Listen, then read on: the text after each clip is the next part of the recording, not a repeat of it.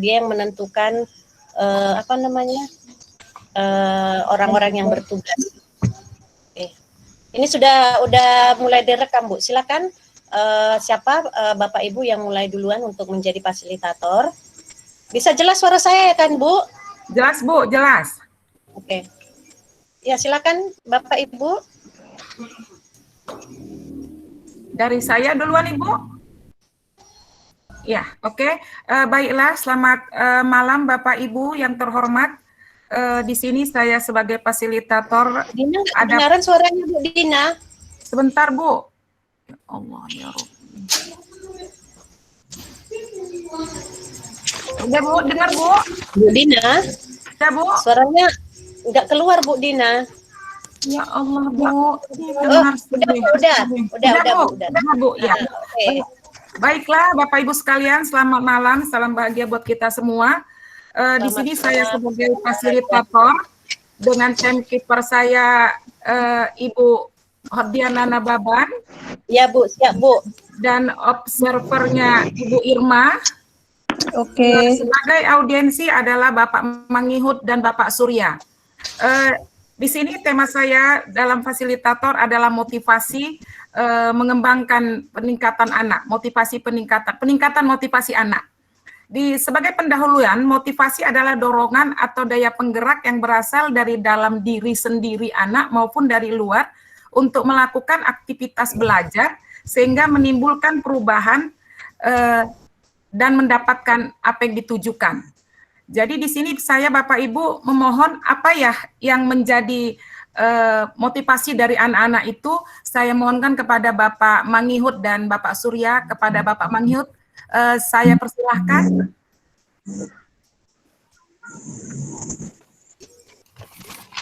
Ayo Pak Mangihut. Ya, terima kasih buat kesempatan yang diberikan oleh Ibu Dina Saragi.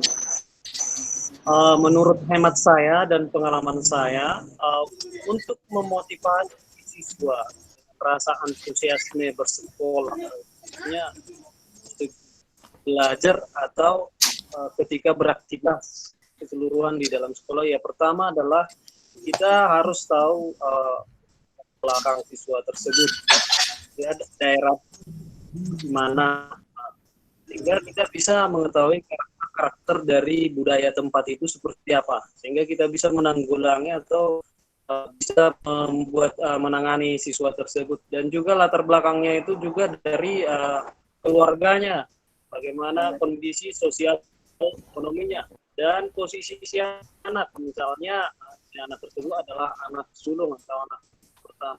Nah, kita bisa melakukan pendekatan fisiologis bahwa kamu anak pertama nih, jadi kamu harus bertanggung jawab kepada ayah ibumu. Bahkan kalau kamu tidak bagus, tidak bersemangat sekolah, tidak mencapai impianmu, ya adik-adikmu nanti bakalan bisa ngikut kamu hasil seperti itu.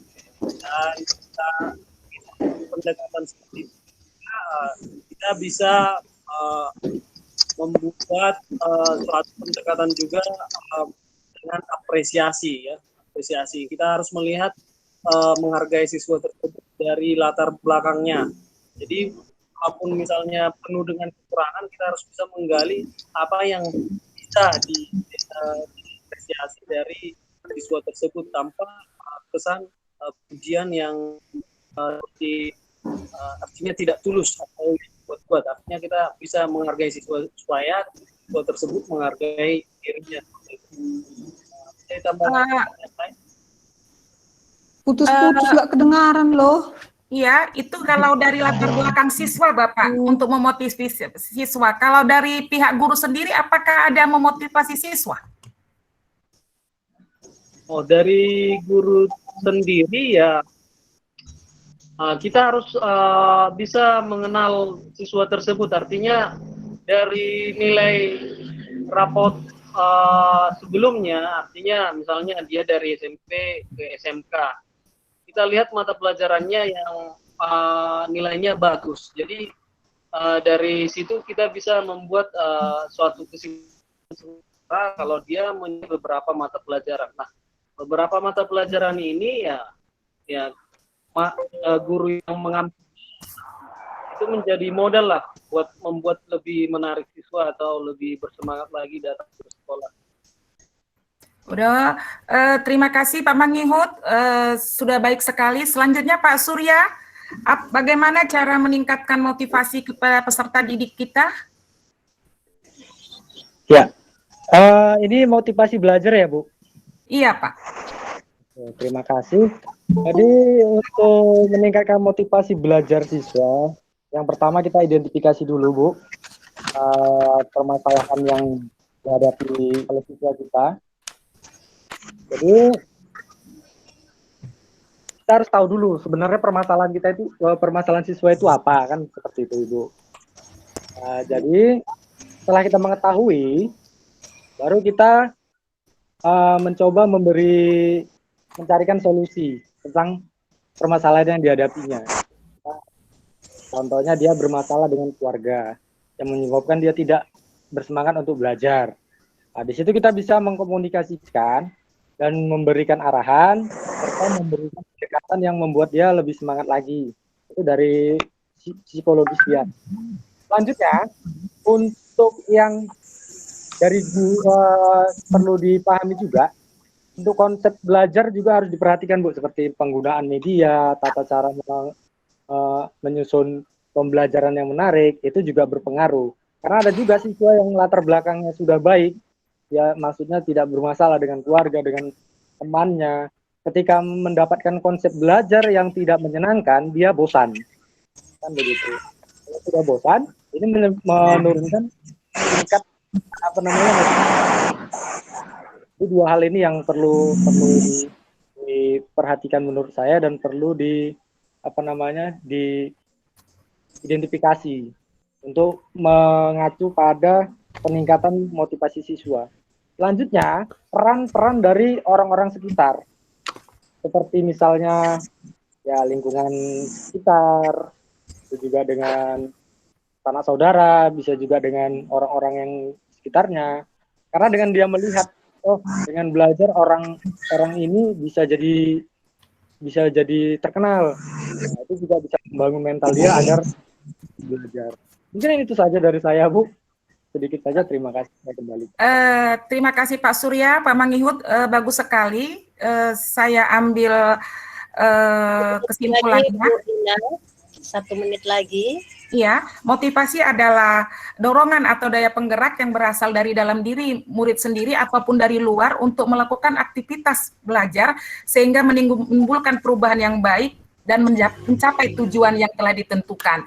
Jadi latar belakang itu diperlukan untuk mengetahuinya, budaya, karakter, dan kita patut untuk mengenal siswa kita lebih dalam dengan cara mengidentifikasinya dan memakai konsep belajar dengan cara media pembelajaran yang menarik dan kreatif. Dan perlu juga dukungan dari orang tua dan sekitarnya. Terima kasih Ibu, Bapak, Bapak-bapak, Ibu-ibu, selamat malam, semangat belajar.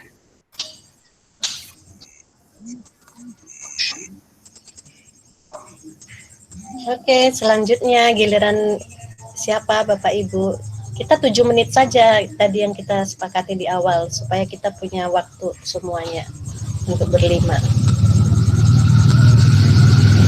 Oke, Bu Irma mungkin ya mulai Bu. Belum Bu, tunggu Bu. Aduh, apanya belum Bu?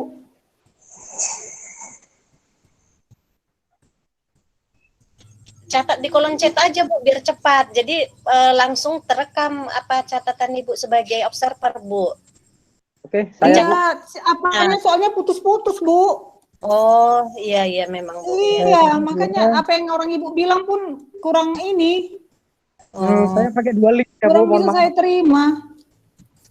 Ada tadi kesalahan teknis di perangkat saya. Iya. Atau kita lanjut Bu, siapa yang bisa karena waktu berjalan terus. Sembari Bu Irma menyelesaikan catatan observernya, siapa selanjutnya? Waktu Saya, kita. Bu. Oke, Saya. Nah, silakan Pak Surya. Siapa silakan tunjuk Pak petugasnya Pak. Oke. Untuk nanti yang jadi audiens, ini saya mintakan kepada Pak Mangihut kembali. Untuk timernya Ibu Dina Saragi. Untuk audiens selanjutnya juga Bu Irma. Untuk yang menjadi pengawas Observer. observer. Itu Bu Diana.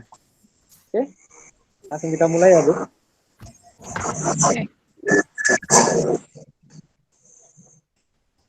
Dan nongol Bu.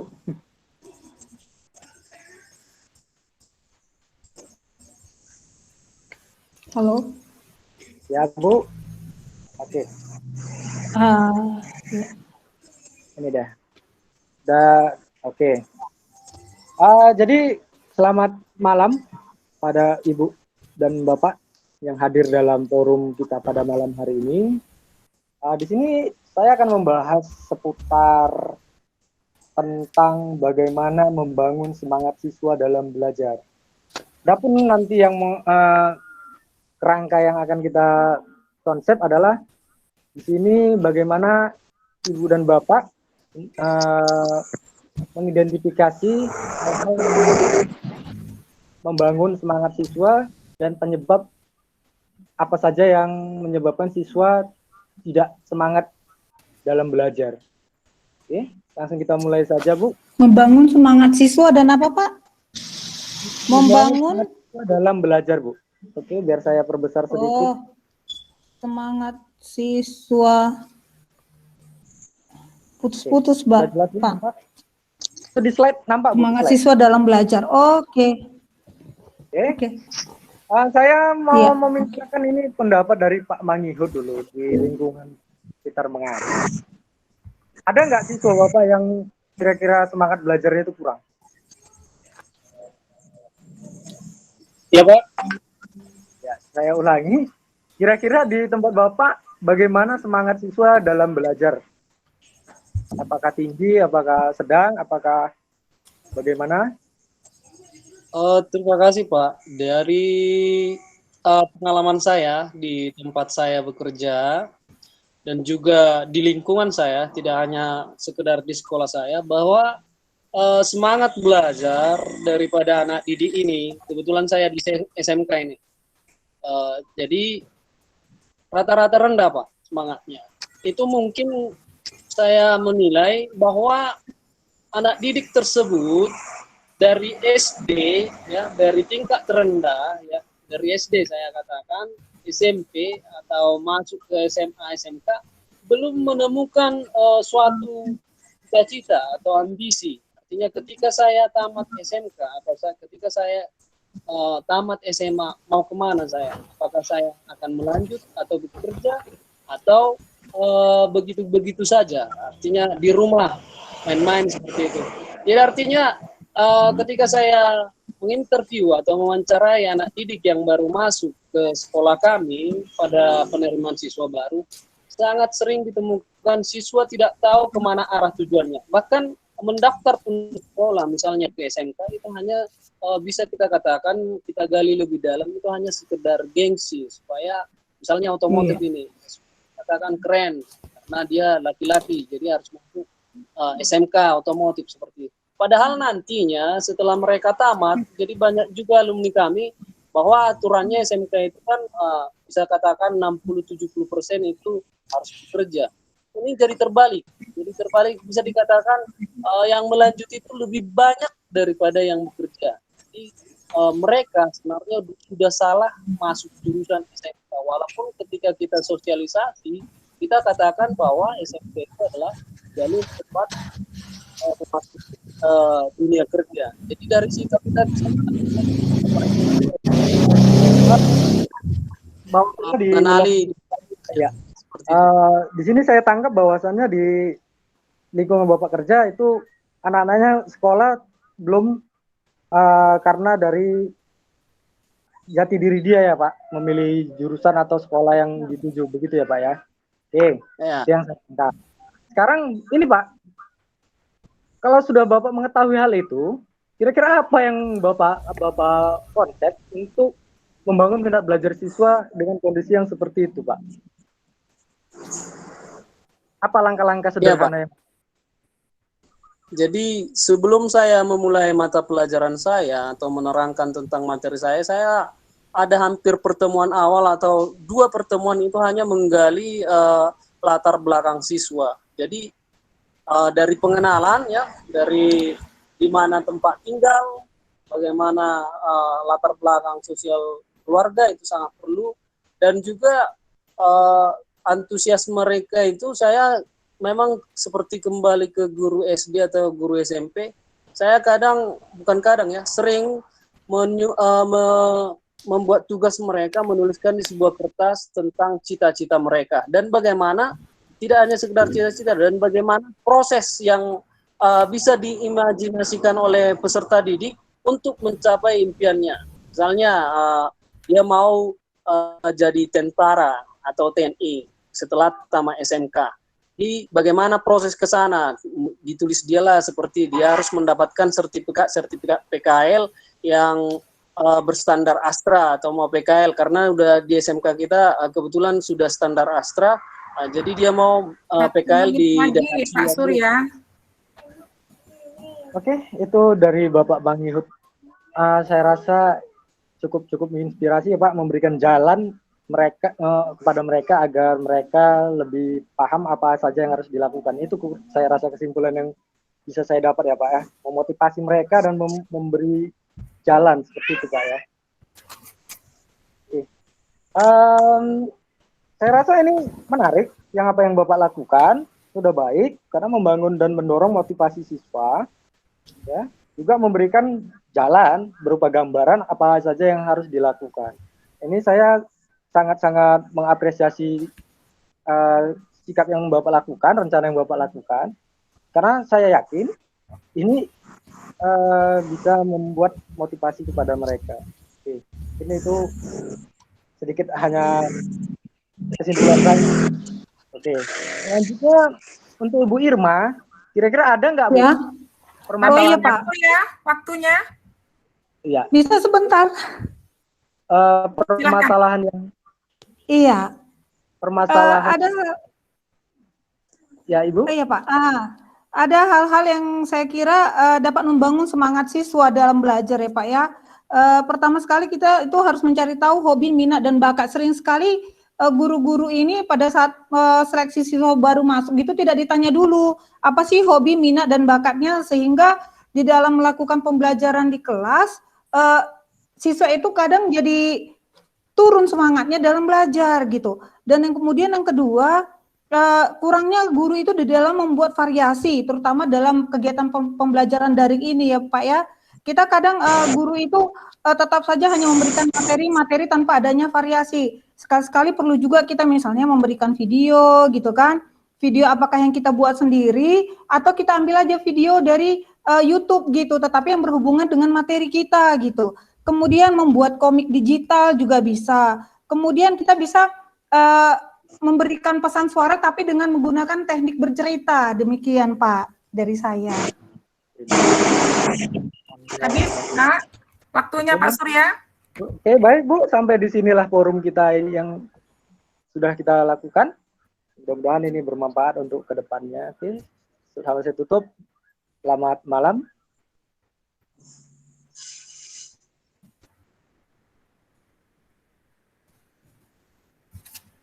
Oke Bu, saya kembalikan. Ya, selanjutnya siapa? Bu Irma atau Pak Mangihud? 7 menit aja kita ya, Bapak Ibu. Pak Mangihud? Saya belum siap, tapi soal waktu kita ini kan kita bisa masuk lagi ke room ini, andaikan time limit atau batas waktunya sudah habis. Iya, tapi kan maksudnya waktu yang diberikan dalam tugas kita ini dalam fasilitasi sebagai fasilitator 7 sampai 10 menit, Pak, gitu. Kita mengikuti waktu itu gitu, Pak. Saya yang terakhir aja, Bu. Oke. Ibu Irma mungkin. Oke, tunggu ya. Iya. Walaupun saya masih saya mulai ya Bu ya. Oke, selamat malam rekan-rekan semua. Kali ini kita rapat kecil kita ini akan membahas mengenai minat belajar. Terlebih dahulu saya akan share screen. Saya coba share screen-nya. Tunggu sebentar.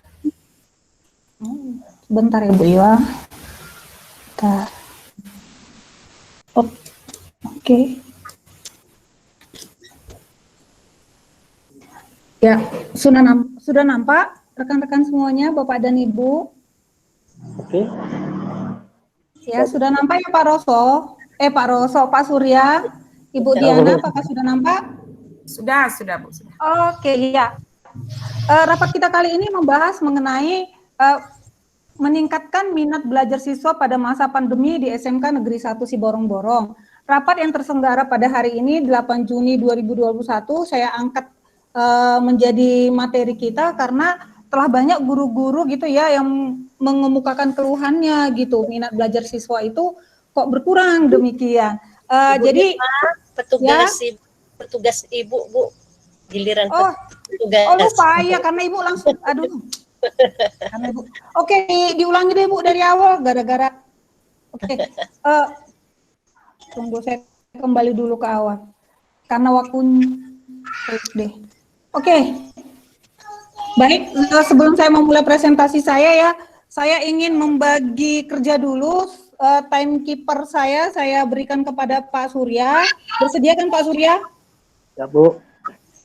Timekeeper Pak Surya, observernya itu Ibu Dina, dan audiensnya itu Ibu Diana dan Pak Mangihut, demikian ya? Oke, bisa siap, kan? Bu. Siap. Oke, ya. Iya, sudah bisa kita mulai Ibu Diana? Oke, siap, Bu. Oke, ya. Selamat malam rekan-rekan semua, terima kasih atas kehadirannya di media daring kita ini. Pada malam ini saya akan membahas tentang minat belajar. Tunggu ya, saya share screen dulu. Ya, biar lebih gampang kita. Masih nampak share screen saya, Ibu ya? Masih, Bu. Oke, iya. Oke. Nah, judul kita di sini adalah meningkatkan minat belajar siswa pada masa pandemi di SMK Negeri 1 Siborong-Borong. Kenapa sih ini kita jadikan materi rapat kita ya? Karena telah banyak guru yang mengeluhkan menurunnya minat belajar siswa gitu. Tapi apa sih minat belajar itu sebelumnya gitu? Sebelum kita sharing sama-sama, saya ingin masuk ke slide yang kedua, yaitu pengertian minat belajar.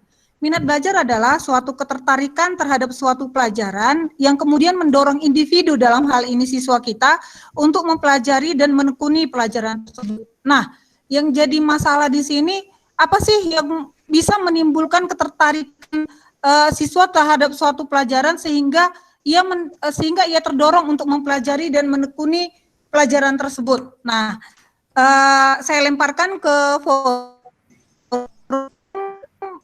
Ada yang bisa?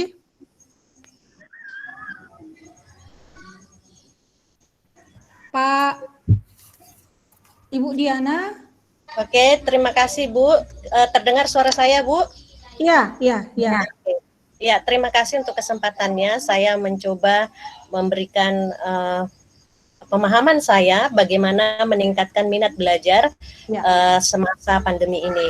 Nah, berdasarkan pengalaman saya yang saya lakukan, saya pertama melakukan assessment diagnostik, mengetahui apa sebenarnya, mencari tahu apa sebenarnya kemauan siswa, bagaimana cara belajar siswa, apa yang mereka lakukan. Nah, saya lakukan itu lewat Google Formulir. Jadi saya bikin survei lewat Google Formulir yang pertanyaannya sih sebenarnya diusahakan tidak susah menjawabnya dalam bentuk emoticon gitu ya. Bagaimana perasaannya selama daring, nanti ada gambar senyum, ada gambar sedih gitu. Jadi siswa jangan sampai stres menjawab survei tadi gitu. Itu yang saya tanya. Pertama perasaannya. Kemudian yang kedua, saya tanya apa kegiatan dia selama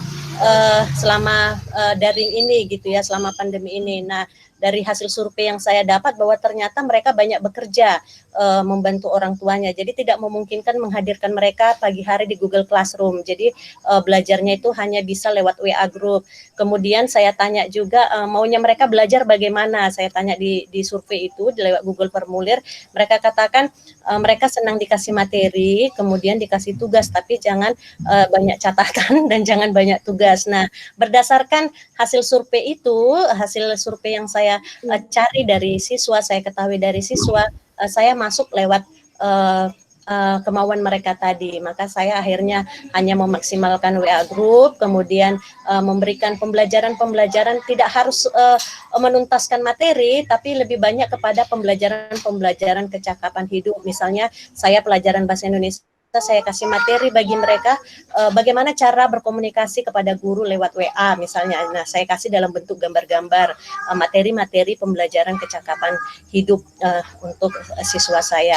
Mungkin itu bisa yang saya sampaikan, Bu, yang bisa saya sampaikan bagaimana memberikan minat belajar siswa saya selama masa pandemi ini. Terima kasih, Ibu.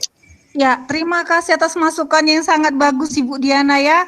Ini bisa menjadi salah satu masukan bagi kita untuk bagaimana melakukan bagaimana meningkatkan minat belajar. Nah, ada lagi yang ingin memberikan tanggapannya?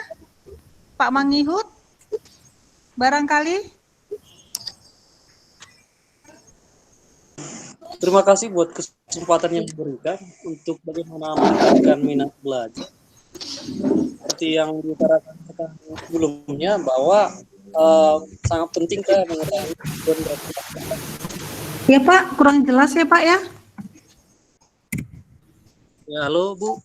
Iya, udah. Jelas, sudah. Iya.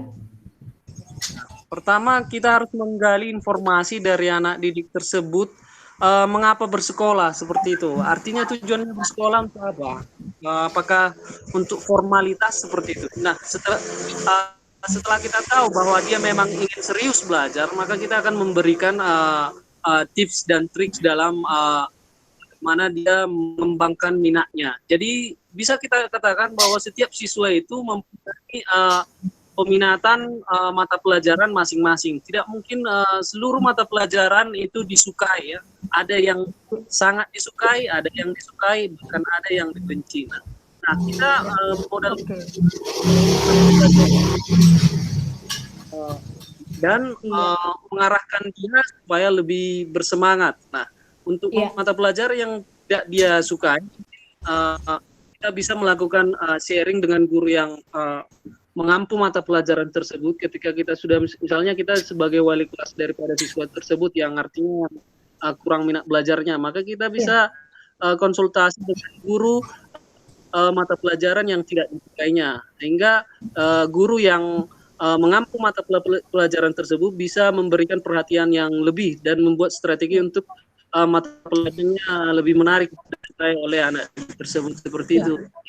Oh, demikian ya Pak ya. Jadi ada lagi yang ingin memberikan pendapatnya? Sudah? Setuju semua? Oke, ya baiklah. Dari galian-galian informasi yang saya terima dari Pak Mangihut dan juga Ibu Dina tadi ya, Ibu Diana Ibu ya.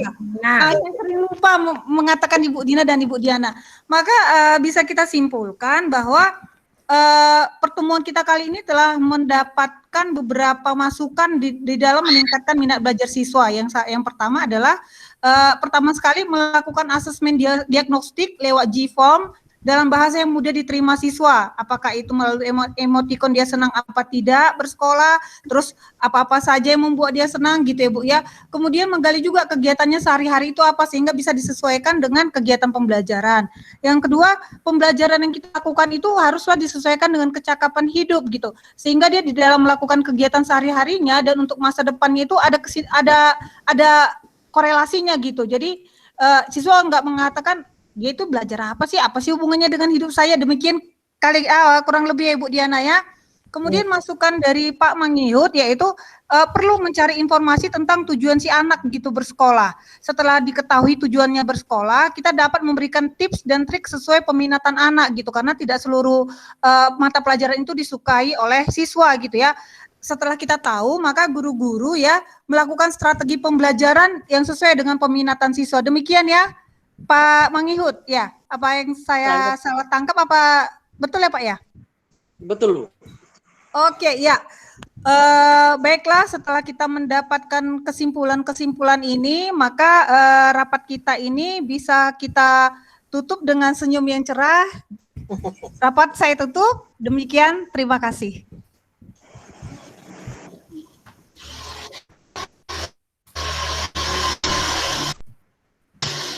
Boleh giliran. Oke, terima kasih Bu Irma.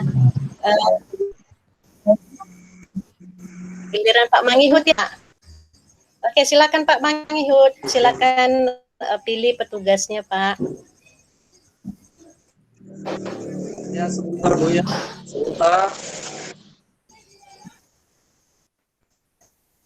Untuk partisipan atau audiens itu Ibu Irma dan Ibu Dina. Untuk observer Ibu Diana. Dan untuk timekeeper itu Bapak Surya Saputra.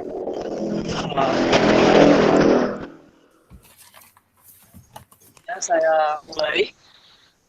Terima kasih Bapak Ibu sekalian dimanapun berada, selamat malam.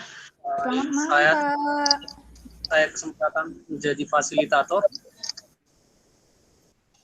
Untuk tema atau topik yang saya ingin fasilitasi adalah bagaimana meningkatkan kerjasama guru di dalam sebuah sekolah.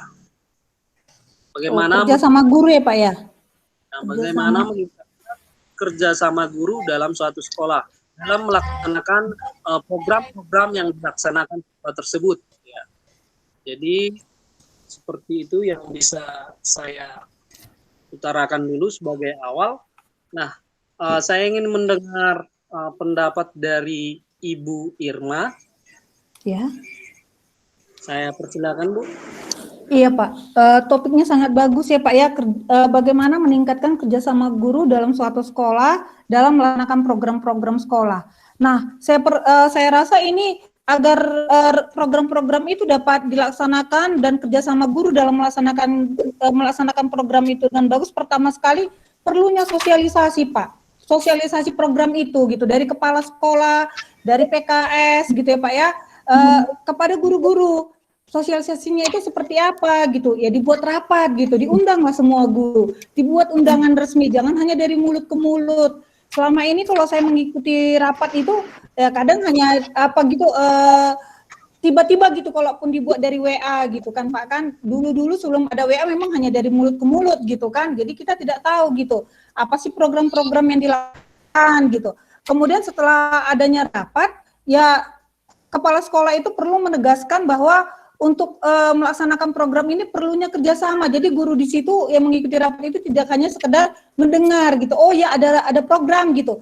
Perlu adanya kerjasama, ditekankan begitu. Terus ditekankan juga apa-apa saja peran-peran guru di dalam menyukseskan program itu. Jadi agar semua guru itu terlibat, demikian Pak. Dan tujuannya juga harus diceritakan juga. Apa sih tujuannya, demikian. Jangan hanya guru datang mendengarkan, oh ada program, ya udah selesai. Tujuannya itu apa? Untuk siswa, untuk guru, untuk sekolah itu apa gitu Pak. Demikian Pak. Ya, terima kasih atas respon dari Ibu Irma. Pada kondisi ini, tanpa niat menyanggah, pada kondisi ini kita anggap bahwa sosialisasi sudah dilakukan. Bahkan program ini juga sudah di-SK-kan, artinya sudah mempunyai surat keputusan, dan sudah dibagikan ke tiap masing-masing, dan sudah disebutkan secara detail PIC atau Person Indicate Charge, artinya yang bertanggung jawab di bidang-bidang masing-masing dan sesuai job desk. Salahnya adalah sinergi atau kerjasama, bahkan ada yang tidak bekerja, ada yang bekerja. Bagaimana ini meningkatkan kerjasama yang apik ini? Oleh karena itu, sebelum ke Ibu lagi, saya ingin mendengar pada Ibu Dina. Oh, untuk meningkatkan, tunggu ya Pak ya, kerjasama guru ini kan tidak hanya sekedar di dalam SK Pak, kita harus tahu juga peran kita di situ apa gitu kan Pak kan, terus kita akan melaporkan kerja kita ini kepada siapa gitu, kemudian apa sih tujuan yang akan kita dapat gitu, karena kadang seringkali hanya SK aja gitu, yang bekerja hanya orang-orang tertentu gitu Pak. Demikian, jadi perlu juga disertakan, oh Ibu nanti perannya ini loh Bu, Ibu nanti tugasnya ini loh Bu, jadi Ibu targetnya ini gitu, agar nanti bisa dikoordinasikan dengan bagian ini, demikian Pak. Jadi diperlukan beberapa kali Bu ya, sosialisasi program, artinya ada beberapa kali pemantapan pertemuan. Pertama tim besar gitu kan, terus dibagi dalam tim-tim kecil, demikian Pak. Hanya sekedar Terima kasih. Ibu Dina, bagaimana pendapatnya? Oke, terima kasih Pak Mangihut. Kalau menurut saya, bagaimana meningkatkan kerjasama guru dalam suatu sekolah dalam melaksanakan program-program pembelajaran adalah satu dari niat hati guru itu dulu, mau tidak dia diajak. Satu, maksudnya mau tidak diajak, kemauannya ada tidak? Kalau tidak ada kemauan, apapun yang mau kita buat pasti dia tidak mau. Lalu setelah ada kemauan, daya dukung dalam arti dari pihak sekolah, kepala sekolah, dan daya dukung dari teman-teman guru sekalian beserta anak-anaknya juga mendukung, dan dari orang tua murid. Jadi setelah itu tadi ada inisiatif untuk memulai baru, diikutin, lalu ada kerjasama yang baik di dalamnya. Setelah ada yang balik, maka terciptalah tujuan tadi untuk meningkatkan kerjasama guru dengan dalam suatu sekolah. Terima kasih Pak Mangihut. Oke, respon yang sangat baik Bu Dina. Oleh karena keterbatasan waktu, Bapak Ibu sekalian, saya akan menyimpulkan dari pertemuan rapat kita ini bahwa bagaimana meningkatkan kerjasama guru di dalam sebuah sekolah. Yang pertama adalah dari pandangan Ibu Irma, perlunya sosialisasi program. Jangan mulut ke mulut, artinya sosialisasi ini tidak hanya sekedar sekali atau dua kali. Jadi benar-benar setelah dibuat SK itu benar sosialisasi, benar-benar paham semua anggota seperti itu. Iya. Sebenarnya juga harus begitu jelas dari awal sampai akhir. Ya, dari pendapat Ibu Dina, pertama kita tanya ke guru masing-masing, interpersonal masing-masing soal kemauan. Artinya kita harus menyamakan visi misi. Artinya kalau memang guru itu cuek atau tidak mau, ya bagaimanapun kita tidak akan bisa. Tapi tidak hanya sebatas itu, setelah kita menanyakan visi misi, kita juga harus melihat daya dukung. Artinya mungkin saja guru itu tidak mau bekerja sama karena memandang bahwa daya dukung di sekolah itu tidak mampu, maka kita harus mengevaluasinya secara bersama dan harus mempunyai pemahaman yang sama. Dan juga daya dukung itu harus kita lihat dari murid dan orang tua dan sumber daya. Jadi artinya menurut Ibu Dina kita harus analisa atau evaluasi daya dukung di sekolah tersebut. Jadi Bapak Ibu sekalian, itulah yang bisa kita simpulkan pada rapat hari ini. Terima kasih buat kesempatan yang diberikan kepada saya. Selamat malam Bapak Ibu sekalian. Terima kasih. Malam. Rekamannya boleh minta nanti buka. Saya nggak mengerti. Iya Pak, oke. Terima kasih. Selanjutnya giliran saya ya Pak, Bapak Ibu terakhir ya. Oke, untuk ini saya minta kepada Pak Mangihut sebagai timekeeper saya 7 menit ya Pak. Kemudian Pak Surya sebagai observer saya ya, observer kegiatan ini. Nah sebagai audiens saya minta Ibu Irma dan Ibu Dina Saragi. Oke, baiklah kita mulai. Selamat malam Ibu Irma dan Ibu Dina. Malam Bu. Oke, masih fokus dan konsentrasi Ibu Irma dan Ibu Dina. Oke, kita buat permainan sebentar supaya fokus kita lebih terkonsentrasi lagi Ibu Irma dan Ibu Dina. Oke. Permainannya seperti ini, Ibu Dina dan Ibu Irma. Silakan lihat gerak bibir saya, kemudian nanti tuliskan apa yang saya ucapkan. Jadi saya akan matikan mikrofon saya, kemudian nanti Ibu coba baca gerak bibir saya, dan coba Ibu Irma dan Ibu Dina menuliskannya di kolom chat juga boleh ya Bu. Oke siap, Ibu Irma dan Ibu Dina? Siap Bu, siap. Tunggu Bu, belum Bu. Karena masih ada, ya oke, udah. Oke.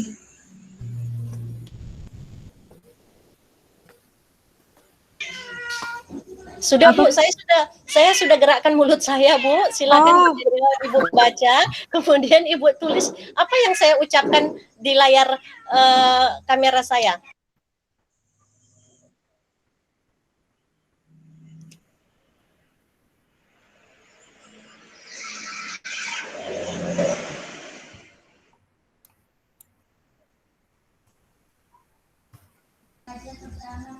Oke, Ibu Irma, Ibu Dina sudah Sudah kita tuliskan apa yang hanya satu kata Bu, tapi 6 huruf. Silakan saya gerakkan, saya ucapkan lagi. Silakan Bapak. Iya, karena Ibu Irma. sinyalnya kurang bagus, Bu. Oh, oke Bu.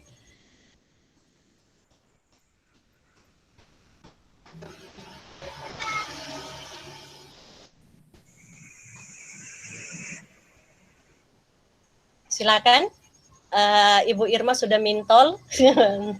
Kemudian Ibu Dina apa Ibu? Bentar, Bu. 5 apa 6, Bu? 6 huruf Bu.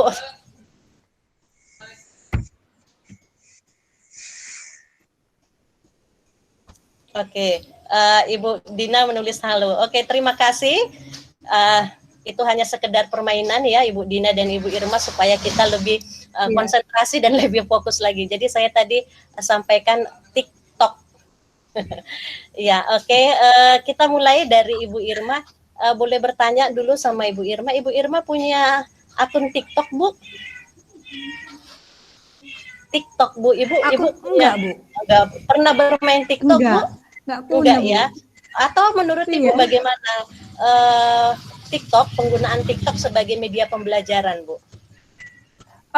Dari berbagai informasi yang saya terima bagus gitu, Bu, karena TikTok itu kan kayak seperti aplikasi kekinian bagi siswa, apalagi lagi booming-boomingnya gitu TikTok ya, Bu ya. Jadi untuk memasuki dunia siswa ini kita juga perlu mengetahui apa sih kesenangan mereka saat ini gitu, Bu. Jadi kita bisa memasuki dunia mereka dengan cara menggunakan aplikasi TikTok gitu, Bu. Ya, oke. Oh, berarti pada dasarnya Bu setuju lah Bu kalau kita menggunakan TikTok sebagai media pembelajaran. Setuju. Tapi bagaimana dengan mereka yang berpendapat TikTok itu negatif, menjadikan anak jadi super alay gitu, bagaimana menurut Ibu? Apa Bu pendapat yang mengatakan TikTok itu tidak bagus, membuat anak jadi lebay, jadi alay gitu. Maksud kalau itu bagaimana menurut Ibu? Kalau kita memang tidak memberikan pengertian kepada anak-anak kita ya, orang tua harus diberikan masukan juga bahwa di dalam melakukan TikTok ini apa-apa saja sih yang harus mereka jaga, karena kadang anak ini jadi kebablasan, kadang yang nggak perlu dilakukan juga malah kadang sampai melanggar susila gitu Ibu ya. Harus kita tekankan TikTok boleh saja asal ada hubungannya dengan hal-hal yang positif, misalnya dengan pelajaranmu, dengan meningkatkan keberanianmu di dalam berbicara atau tampil di depan orang, tapi tetap menjaga nilai-nilai susila gitu Bu. Kepada guru juga ya harus diberikan pelajaran gitu Bu, kan bagaimana menggunakan TikTok yang bagus, demikian Bu. Oke, terima kasih. Agar media pembelajaran itu dapat bervariasi, demikian. Terima kasih Bu Irma. Jadi menanggapi pendapat-pendapat negatif, maka kita berikan sisi positif ya, berikan sisi positif tentang manfaat TikTok. Nah, untuk Ibu Dina, Ibu Dina punya akun TikTok Bu? Saya tidak punya akun TikTok Bu. Pernah main TikTok Bu sama anak-anak? Tidak Bu, karena anak saya semua laki-laki. Kalau saya pernah. Kalau saya pernah Bu di kelas. Ibu pernah melihat media pembelajaran dengan memakai TikTok, Bu? Pernah saya lihat Bu ada di Facebook memakai TikTok. Bagus kalau itu memang menyambung dengan materinya. Bagus kalau menyambung dengan materinya. Yang kita takutkan ini TikToknya itu yang tadi Bu bilang berubah menjadi alay, nyeleneh-nyeleneh, walaupun itu materinya misalnya peningkatan motivasi siswa, cuma motivasi yang lain yang dikasih, walaupun itu katanya belajar. Karena tanda kutip belajar kan universal, Ibu. Kita takutnya nanti di situ anak-anak pinter nyeleneh. Nah, itu saya takutkan. Tapi kalau untuk yang positif, karena kita harus mengupdate kesukaan anak-anak, menggrade-nya terus, karena dengan berkawan dengan anak-anak, cara memasukin dunianya lebih cepat masuknya, cuma kita harus tanda kutip benar-benar menjaganya dari yang negatif, Ibunda. Oke, jadi kita setuju TikTok itu adalah media pembelajaran kontekstual gitulah ya, Bu ya? Iya. Dina? Oke. Ya, kalau bisa saya simpulkan bahwa pada dasarnya media TikTok bisa dipakai sebagai media pembelajaran dan kita setuju. Hanya saja kalau ada sebagian orang tetap memandang TikTok media pembelajaran dari sisi negatif, maka kita bisa memberikan pengertian apa sisi positif dari TikTok itu dengan memberikan pengertian kepada orang tua, juga memberikan pengertian kepada siswa. Selain untuk menyampaikan materi pembelajaran, bisa juga belajar siswa untuk membuat siswa percaya diri, kemudian bisa juga membuat siswa menyampaikan bakat dan talentanya. Hanya saja kita juga harus terus memberikan pengertian kepada siswa supaya siswa tidak nyeleneh, tidak memplesetkan TikTok itu ke dalam hal-hal yang negatif. Mungkin itu yang bisa kita simpulkan dengan topik kita hari ini, bagaimana pendapat kita menggunakan TikTok sebagai media pembelajaran. Demikian, terima kasih Ibu Irma dan Ibu Dina. Terima kasih Ibu Diana. Oke.